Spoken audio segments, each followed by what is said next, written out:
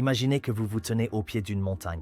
L'ascension semble impossible, mais au lieu de grimper, vous montez sur un escalator qui vous transporte sur 900 mètres à travers la roche solide. Cela paraît impossible, mais la Chine vient de le construire, le plus long escalator souterrain du monde.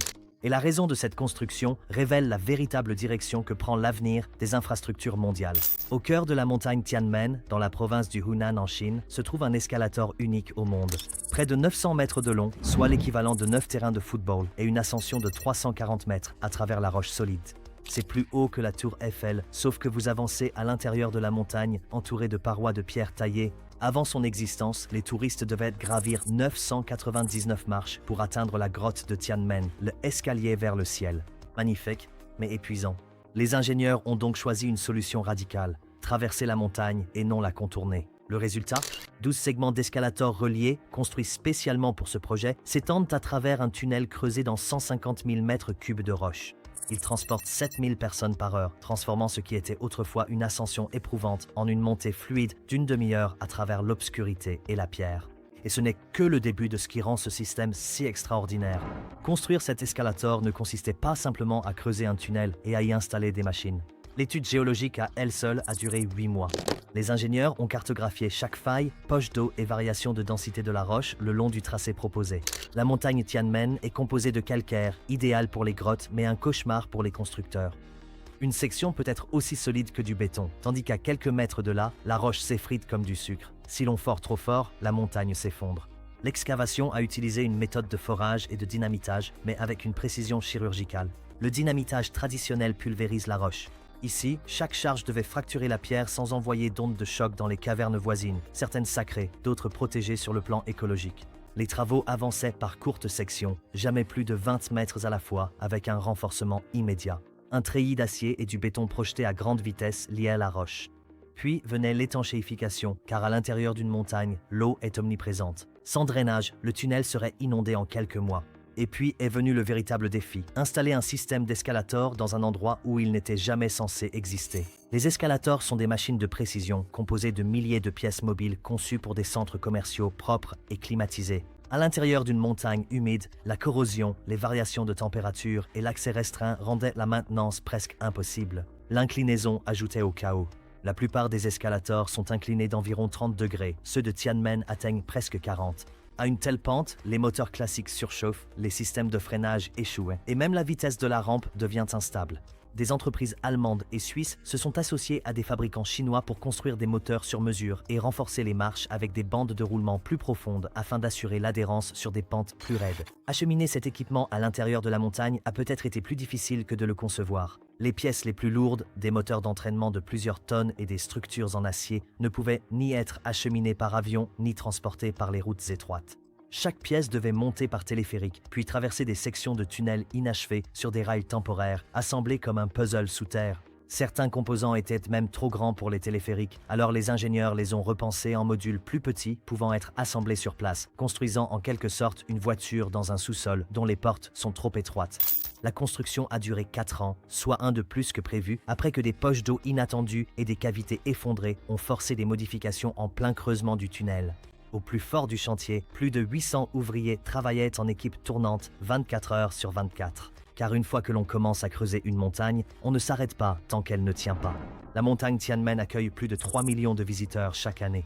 Avant l'installation de l'escalator, l'infrastructure de la montagne ne pouvait pas gérer les pics d'affluence. Pendant les jours fériés, les gens devaient attendre des heures rien que pour commencer à monter les escaliers. L'expérience devenait pénible. Des touristes épuisés, des risques pour la sécurité dus à la foule, des plaintes qui affluaient. Le gouvernement chinois a investi environ 200 millions de yuans, soit environ 30 millions de dollars américains, dans ce système d'escalator. Cela semble énorme jusqu'à ce qu'on fasse le calcul économique.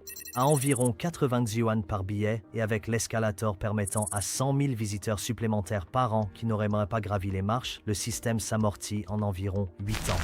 Après cela, ce n'est que du bénéfice. Le tourisme est un secteur stratégique pour les provinces de l'intérieur de la Chine.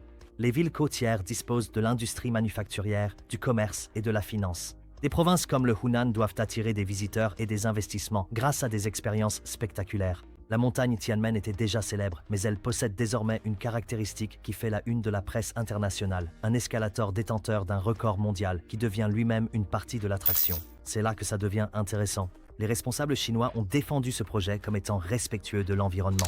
Cela semble absurde. Forer une montagne pour y installer des escalators industriels? Mais leur raisonnement se tient.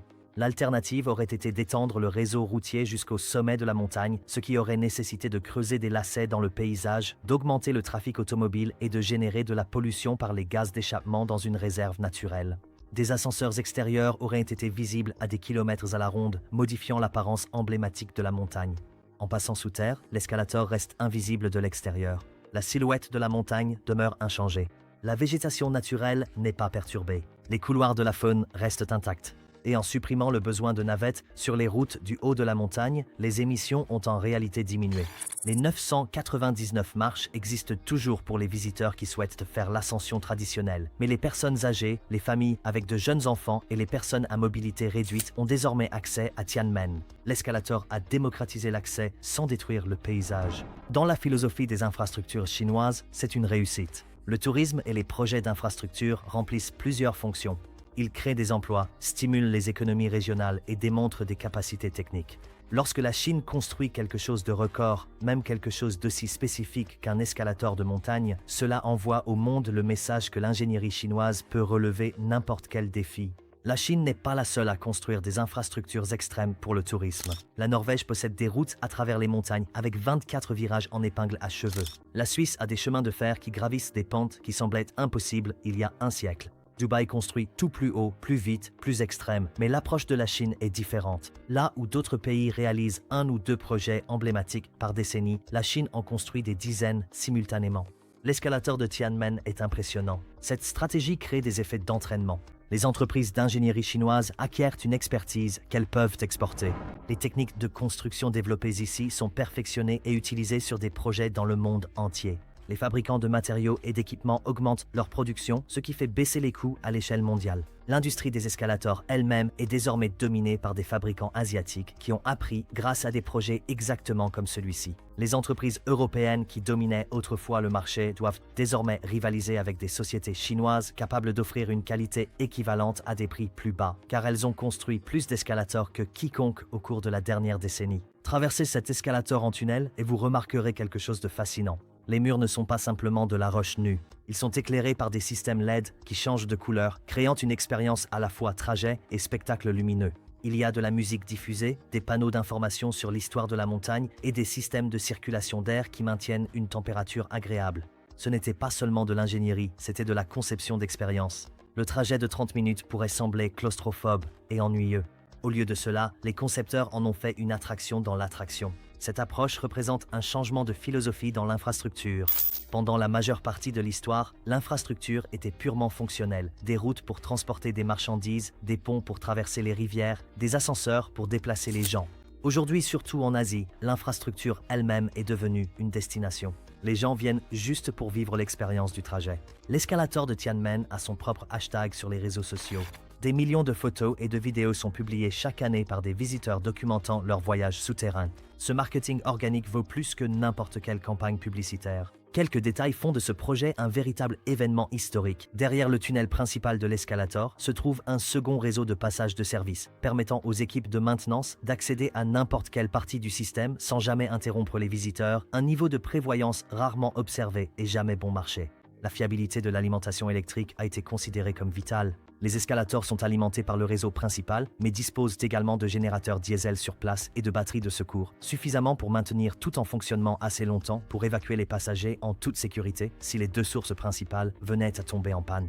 Des centaines de capteurs dissimulés dans les murs surveillent en permanence la qualité de l'air, l'humidité et même les moindres mouvements de la montagne elle-même.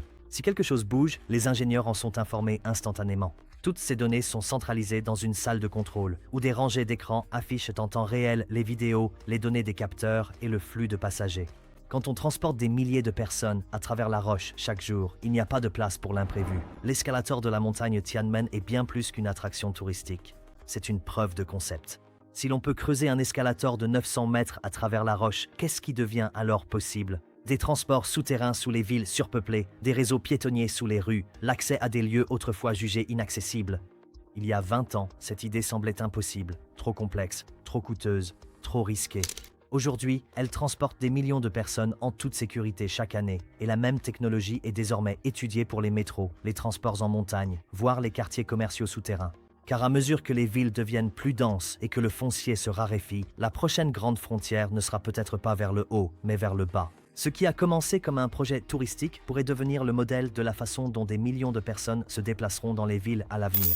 Si vous trouvez impressionnant de construire un escalator de 900 mètres à travers une montagne, attendez de voir ce qui se passe lorsque la Chine retire complètement les humains de l'équation. Une autoroute de 157 km construite de bout en bout, sans conducteur, sans équipe, sans pavage manuel, des robots, de l'IA et des machines autonomes travaillant ensemble en parfaite coordination.